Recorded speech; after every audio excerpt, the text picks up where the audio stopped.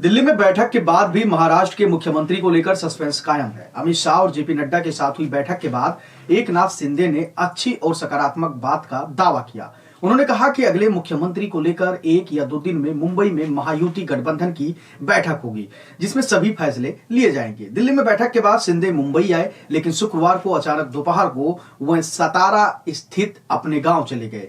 शिंदे के करीबियों ने बताया कि बीजेपी के रवैये से वह विचलित हैं। वो चाहते हैं कि इतने बड़े बहुमत के बाद भी सरकार नहीं बनाने में हो रही देरी का कोई न कोई कारण है, फिर भी देरी हो रही है। अमित शाह के साथ एकनाथ शिंदे की जो बातचीत फाइनल हुई वह सामने आ रही है। सूत्रों ने बताया कि महाराष्ट्र के कार्यवाहक मुख्यमंत्री एकनाथ शिंदे ने केंद्रीय गृह मंत्री अमित शाह के एक समझौते के फार्मूले की पेशकश की है, जिसमें उन्होंने 3 रास्ते बताए हैं, जिसमें से बीजेपी को एक चुनना है। 288 सदस्यीय विधानसभा में महायुति के 230 सीट जीतने के बाद एकनाथ शिंदे, देवेंद्र फडणवीस और अजित पवार ने सत्ता बंटवारे पर चर्चा करने के लिए यह बैठक दिल्ली में हुई थी। सूत्रों ने कहा कि एकनाथ शिंदे ने अमित शाह से अपनी बात रखी। उन्होंने कहा कि चूंकि विधानसभा चुनाव उनके नेतृत्व में लड़ा गया था, इसलिए महिला मतदाताओं, मराठों और अन्य पिछड़ा वर्ग ने महायुति को वोट किया है।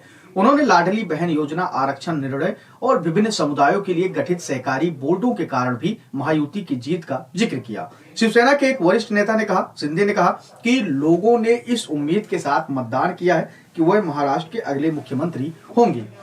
उन्होंने कहा कि अगर मुख्यमंत्री नहीं बनाया गया तो समाज के इन वर्गों को गलत संदेश भी जाएगा। उन्होंने कुछ सर्वेक्षण भी दिखाए जहां वे मुख्यमंत्री के रूप में लोगों की पहली पसंद है। वहीं बीजेपी नेतृत्व ने कहा कि उनकी पार्टी ने 132 सीटें जीती है। अगर अगला मुख्यमंत्री बीजेपी से नहीं होता है तो यह अनुचित होगा।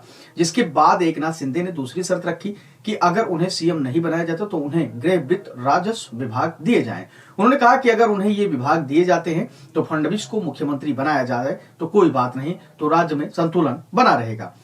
उन्होंने कहा कि इसके बाद वह तय करेंगे कि किसे उप मुख्यमंत्री बनाया जाए। जिसके बाद शाह ने महायुति के तीनों नेताओं को मुंबई में फिर से मिलने और उनसे वापस मिलने का निर्देश दिया। शिंदे ने आगे कहा कि अगर ये तीनों विभाग शिवसेना को नहीं दिए गए तो उनकी पार्टी सरकार का हिस्सा नहीं होगी। सूत्र ने कहा, उन्होंने कहा है कि शिवसेना राज्य में बाहर से समर्थन देगी और पार्टी के साथ लोकसभा सांसद भी व्यापक हिंदुत्व के लिए नरेंद्र मोदी सरकार का बाहर से समर्थन करेंगे। इसी बीच शिंदे, फडणवीस और अजित पवार को सत्ता में हिस्सेदारी के फार्मूले पर चर्चा करने के लिए शुक्रवार को भी मुंबई में मिलना था, लेकिन शिंदे ने इस बैठक को छोड़ दिया और सतारा अपने गांव चले गए। राज्य में जब भी कोई राजनीतिक मोड़ आता है तो वह आमतौर पर इसी तरह से अपने गांव जाते हैं। मुख्यमंत्री को लेकर लगातार अनुमानों का घोड़ा अभी तेजी से दौड़ रहा है। कभी फडणवीस का नाम चल रहा है तो कभी किसी और का।